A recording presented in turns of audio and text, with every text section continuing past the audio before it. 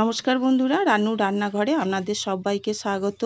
বন্ধুরা, যা প্রচণ্ড গরম পড়েছে, এই গরমে যে কোনো ধরনের ঠান্ডা ঠান্ডা শরবত পেলে মন্দ হয় না।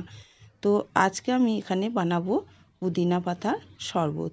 আমি গাছ থেকে একটা একটা করে পুদিনা পাতাগুলো তুলে নিয়েছি আর ভালো করে পরিষ্কার করে পাতাগুলোকে ধুয়ে নিয়েছি। তাহলে চলুন আমি শুরু করি। আমি কিভাবে বানাচ্ছি আপনারা প্রথম থেকে শেষ পর্যন্ত অবশ্যই দেখবেন। এখানে একটা মিক্সি জার নিয়েছি, এর মধ্যে আমি ধুয়ে রাখা পাতাগুলোকে দিয়ে দিলাম। আর মিষ্টিটা বন্ধুরা আপনারা নিজেদের পছন্দ মতো দেবেন। এখানে চিনি নিয়েছি, চিনিটা ওর মধ্যে দিয়ে দিলাম। মিষ্টিটা কম বেশি করে নেবেন। আর এখানে আছে বিট লবণ, বিট লবণটাকেও ওর মধ্যে আমি দিয়ে দিলাম। আর দিয়ে দিলাম এর মধ্যে আছে ভাজা জিরের গুঁড়ো, এটাও আমি ওর মধ্যে দিয়ে দিলাম। এইবার আমি ঢাকনাটা দিয়ে একবার পেস্ট করে নেব। তো দেখুন একবার ঘুরিয়ে নিয়েছি। এইবার আমি এর মধ্যে দিয়ে দেব জল, অল্প একটু সামান্য জল দেব, দিয়ে এটাকে ভালো করে পেস্ট করে নেব আবার একবার। তো আবার একবার পেস্ট করে নিয়েছি। এইবার আমি এর মধ্যে আরও একটু জল দেব। এই গ্লাসটা মাপ করে আমি দুবার জল দিয়ে দেব।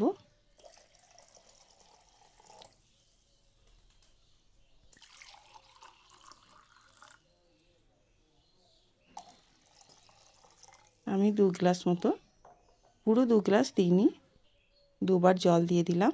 দিয়ে এটাকে আর একবার আমি ঘুরিয়ে নেব। তো এটাকে আর একবার আমি পেস্ট করে নিয়েছি। এবার এখানে নিয়েছি পাতি লেবু, এবার ওর মধ্যে দিয়ে দেব লেবুর রসটা। আপনারা হাতে করেও চিপে দিতে পারেন।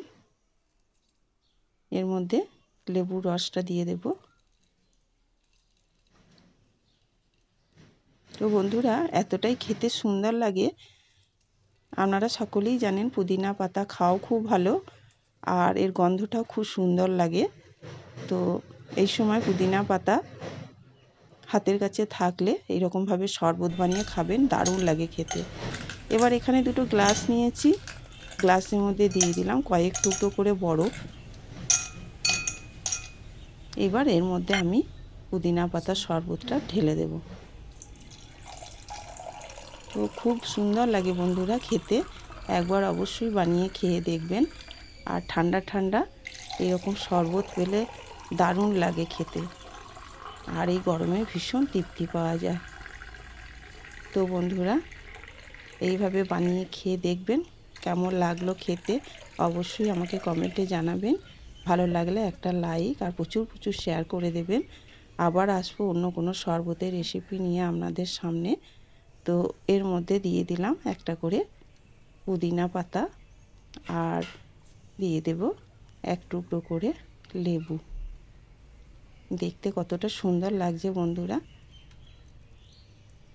খেতেও খুবই সুন্দর হয়। তো চলুন বন্ধুরা, এবার খাওয়ার পালা। ঠান্ডা ঠান্ডা পুদিনা পাতার শরবত দুর্দান্ত লাগে খেতে। তাহলে বন্ধুরা আজকে রাখলাম, আবার আসবো অন্যদিন অন্য ধরনের কোনো শরবত নিয়ে আপনাদের সামনে। ততক্ষণে আপনারা ভালো থাকবেন, সুস্থ থাকবেন।